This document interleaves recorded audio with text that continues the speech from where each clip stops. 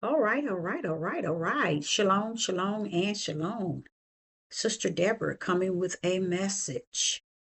And the title, Yah gives unto us. Yah gives unto us. And this message is coming out of Ephesians. Ephesians chapter 1 and verse 17. That's where we're going to start. And we're going to talk a lot about what Yah has given, okay? So we can understand where this heart of giving started from and how everything that he did is really wraps around what he's given us. Just imagine had they taught it from the beginning, meaning informing people that Yah was one that gives and gave, and it's no end to him giving and gave. Uh, it's something that we should have learned as one of his characteristics, or something that says this here represents really who he is. But just think today, 99.20, 30, 40 trillion wouldn't understand that who one of his characteristics, which is his main characteristics of who he is, what he stood for, in the way he created things, everything, and the purpose therein, and what it was for. That's even greater. He gave it because he knew what we needed, what he wanted us to have, what we can't do without. Just think of water. Just think of food. Even when he created a perfect garden, he could have created it, the Garden of Eden. He could have created it without anything in it to take and eat. But he saw fit in his creation, in his mighty right hand, that he give us the things that he knew that we need. So he given and gave us the things that we need. He gave Adam and Eve everything. If we would go back and look at that from the beginning, you'll realize that you'll say to yourself, we really did miss a lot. Oh, yeah. We missed the whole ideal of who he really is, who he really was. And if you don't know who he was, then you don't know who he is. And then if you don't know who he is, then you're not going to know who he's going to be. So we got to go back to who he was to really determine who he's going to be. And if we did not understand who he was a give and gave. Now let's go into this. In Ephesians chapter 1, verse 17, it reads, that Yah of our Yeshua HaMashiach, the Father of glory, may give unto you the spirit of wisdom. Many times I spoke to you all about the twos and how the twos is consisted with what you get in the flesh and what you get in the spirit. You have to weigh which one is greater, which one outride the other. It's every gift Yah gives you in the spirit. It will, it can, and it shall override any gifts that or any ability that you have in your natural body. Okay? So in Ephesians chapter 1 and verse 17, that Yah of our Yeshua HaMashiach, the Father of glory, may give unto you the spirit of wisdom. It's a spirit, y'all, but it's something that he gives you. Why? Because it's not a natural wisdom. It's a spiritual wisdom. Okay? And this is what many people are lacking. They think they can teach and they can preach out of every level from the natural, from the flesh. They have no idea to know Yah, you have to come from the spirit and the weight of the spirit. Okay? So he says, unto you the spirit of wisdom and revelation in the knowledge of him. So you look at that knowledge and that lets you know that too is a spirit. It is a gift of the spirit. It's not the knowledge that rests in the natural, in the flesh. It's a different knowledge. But I want to explain to you, it's nothing we do, we can do, we have done that again the wisdom, the spiritual wisdom, the revelation, nor the knowledge in knowledge of him. We won't be able to know the wisdom, the knowledge, nor the revelation in the spirit realm of him unless what? He give it unto us. So when you hear Sister Deborah constantly saying that, a lot of people will say they have it, we got it, I got this, I got this, but they are lacking something, and they're lacking more than just something, because they're claiming the wisdom, they're claiming the knowledge, they're claiming the understanding. But what's greater, and I speak to the body of Hamashiach, what's greater is what is in you that has been given unto you. It says that the Father of glory may give unto you the spirit of wisdom, revelation, and a revelation in the knowledge of him. He has to give that to you. That's not something you can get from Sister Deborah. That's not something you can read this King James Bible, King James 1611, all the lost books, all the found books to get to this level, you guys. That's why it's important to understand that he's a give and gave. A lot of things that Sister Deborah have put out, it was based, 99% of it, based on what he gave. What he give, what he give, what he has gave, what he gave. And when we overlook that and think that everything is easy to gain, because in our flesh we can read it and we can get that, understand, we can get this, we can get this, we can understand this, we can understand this. No, you can't. You're not getting it out of the level of what he ushered. You're getting it out of the level of your own understanding. Know how it says, lead not to your own understanding. Your wisdom is your own understanding. Your knowledge is your own understanding. And 99.9 go that route. And a lot of people figure if 99 going that route, ain't nothing wrong with me going that route. Neither. So here he's letting you know that the Father of glory may give unto you the spirit of wisdom and revelation in the knowledge of him. In the knowledge of him. And I like that because it's telling you the revelation, letting you know there's a revelation of him that 99.20 billion on the earth have no idea. And that's what this sister been sharing with you all these years. Revelation of who he is. Even the give and gave. That's a revelation, because the world don't teach it, nor do those who say they are the church, nor do they. See, people are not going to teach what's coming out of the body of Hamashiach.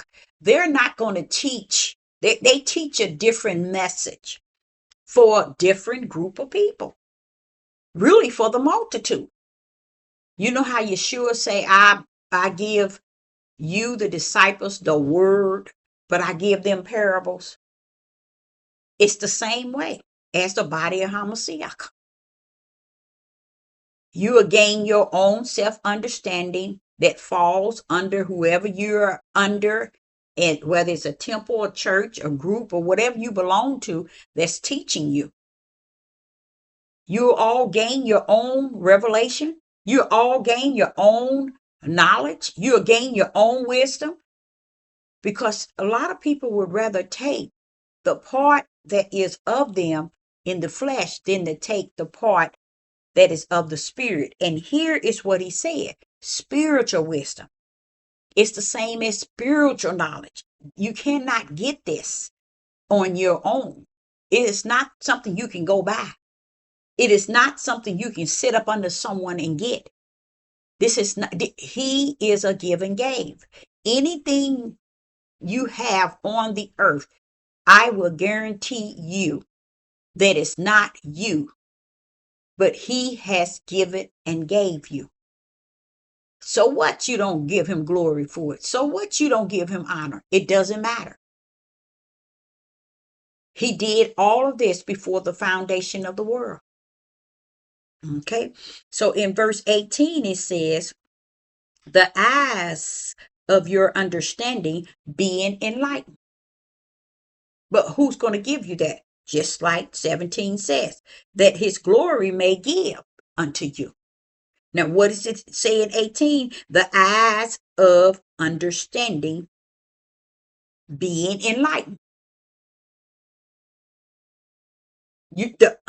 Your eyes of understanding being enlightened. That's spiritual, y'all. But how can you gain that, Deborah? Through a spiritual creator. He that give and gave you the understanding, your eyes of understanding being enlightened. He enlightened your understanding. You see, he has to give you that. Sister Deborah can't give you that. Sister Deborah is a servant that speaks on his behalf. Okay, but she can't give you this spiritual knowledge. She can't give you this spiritual wisdom, this spiritual revelation. I can't give you the eyes of your understanding and bringing it to enlighten. I can't do that. Only Yah can give and gave you that. Okay, and it says that ye may know what is the hope of his calling. This is why he will give you the eyes of understanding, but he calls it being enlightened. Same thing Sister Deborah was telling y'all. In this day, it's bringing that light out of darkness, enlightening, enlightened your understanding. That's what he says I am to do in this end day, is bring that light out of the mist of darkness. And that's it. Because he has set this day for his servant. He's given to you, his servant, to bring that light out of the mist of darkness. And what he meaning by that is what he said in 18, the eyes of your understanding being enlightened, that ye may know what is the hope of his calling and the riches of his glory, of his inheritance for the body of Hamashiach. All of this enlightened. This is what he's trying to get you. This understanding, to bringing understanding to your eyes. Not the eyes of your understanding. The eyes of your understanding. Meaning seeing the understanding being enlightened. Okay? That ye may know what is the hope of his calling and the riches of his inheritance for the body of Hamashiach. I like that because he's letting you know this is all about me. What my servant is saying is detached to me, wanting you to be enlightened, that ye may know what is the hope of my calling and the riches of my glory, of his inheritance for the Hamashiach, the body of Hamashiach. He's wanting you to know in the body of Hamashiach, these are the things that he gives you. You see, he gives you the eyes of your understanding. He enlightened them. He enlightened your eye, that ye may know what is the hope of his calling. He gives you the understanding of the hope of his calling and the riches of his glory and the inheritance of his saints, meaning the body of Hamashiach. Look at all that he gave you, Yah. And when is that? This day we're in. He's talking about in this day. Look at all that he gave you in verse 18. Eyes of your understanding being enlightened. That means he's opened your eyes to be enlightened. Okay? He turned around, and that ye may know and have hope of his calling. He's letting you know that. It is the hope of his calling. So you can have understanding of what is his hope in his calling. Okay? And what is the riches of his glory, of the inheritance. Somebody's going to inherit this. Who? The body of Hamashiach. So you see how you can actually tell when he's talking to the body of Hamashiach. You can actually tell because he does a lot of talking to the body. But we're thinking he's talking to what the world say he's talking to in this book. We fail to realize it's like that prayer yesterday I was talking about. He's been talking to the body of Hamashiach. But the body of Hamashiach don't find time to really listen to what the Most High is saying unto them, because they feel that they want him to say it to more than just the body before they're willing to just embrace it and say, well, I'm in the body. I should be worried about those on the outside the body, but I should be worried about those that are on the inside. But what they have a tendency of doing, because this is a known fact, people are more concerned about the outside of the body of Hamashiach than those that are in the inside. They don't make it about the body of Hamashiach as a whole. They make it about those that's in the world. We needing to make sure they get in. We needing to make sure they hear. We needing to make sure they understand. That's not the will of the Father, because everything here in verse 17 and 18, he gave you. And then turned around at the end of 17, at the end of verse 18, at the end of verse 18 said, and what the riches of my glory, of his inheritance for the body of Hamashiach. That's not for the world. That's not for everybody that be in your midst, around you on your left. It is for the body of Hamashiach. And a lot of people won't stand alone. They feel they have to have more than just themselves. You got to learn that you got a whole body of Hamashiach. You just got to find it and stay with it. Stick with it. Even if you got to stick alone. Because if you had any ruach, you'll realize you're not in this nowhere near alone. Okay, so verse 19 says, and what is the exceedingly greatness of his power? To us, to usward, And to us word mean toward us. Now watch this here. What is the exceedingly greatness of his power toward us? Okay, watch this here. Who believe. Who believe. This is the exceedingly greatness of his power toward us who believe. There go believe. I've taught many a times the 4 brands that heavens has.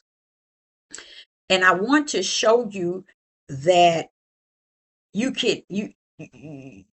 understanding the brands, and when they stick out, it's good for you to really get it, because the brand is righteousness, belief, faith, and fear. And yes, you can put hope in there as well. But I want to show you that in verse 19, he is saying, and what is the exceedingly greatness of his power toward us who believe, according to the working of his mighty power. You see how his power is given and giving us a sense of direction to know his greatness of his power, and how toward those who believe, according to the working of his power. Only toward those who believe does this power rest exceedingly great. To who? To those who believe. And this is showing you, even here, his give and gave, right here, exceedingly greatness of his power toward us. Toward us. Look at that power. Toward us who believe, according to the working of his mighty power.